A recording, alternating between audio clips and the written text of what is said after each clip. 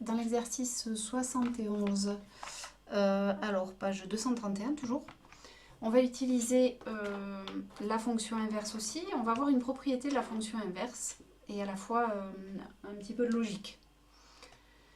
Alors, la première question, il s'agit de comparer 1 sur moins 4 et 1 sur 7. Alors, on utilise la même technique que celle qu'on a utilisée dans l'exercice précédemment corrigé, dans le 70, page 231. Si vous vous souvenez plus, je vous invite à revoir la vidéo.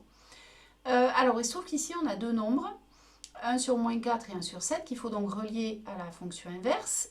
Mais en fait, on se rend compte que pour les comparer, il va suffire de regarder leur signe. Parce que 1 sur moins 4, certes, c'est l'inverse de moins 4, mais c'est surtout un nombre négatif. Tandis que 1 sur 7, c'est un nombre positif. Donc pour les comparer, il n'y a rien à faire en fait. 1 sur moins 4, c'est forcément plus petit que 1 sur 7. Un nombre négatif, c'est toujours plus petit qu'un nombre positif. Donc il n'y a pas besoin d'utiliser les variations de la fonction. Deuxième question, dire si l'énoncé suivant est vrai ou faux et justifié.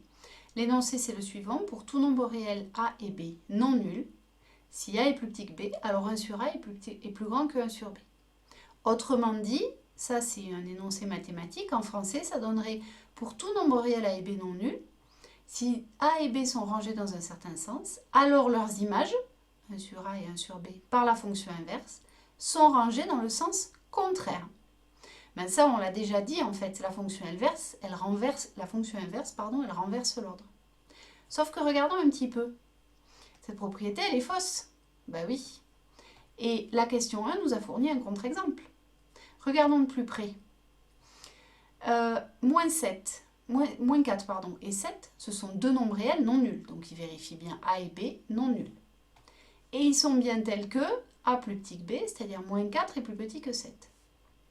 Et on a vu pourtant que 1 sur moins 4 était plus petit que 1 sur 7. On l'a vu juste avant. Ben oui, 1 sur moins 4 c'est négatif, 1 sur 7 c'est positif, on a dit.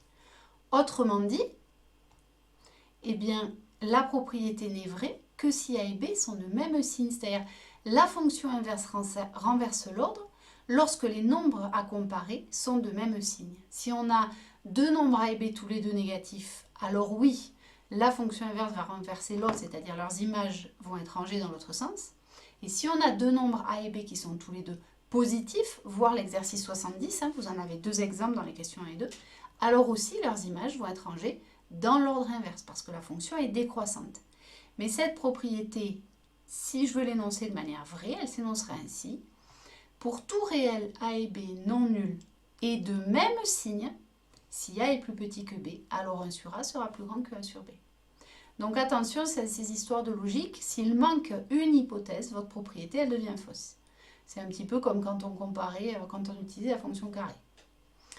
Voilà pour l'exercice 71.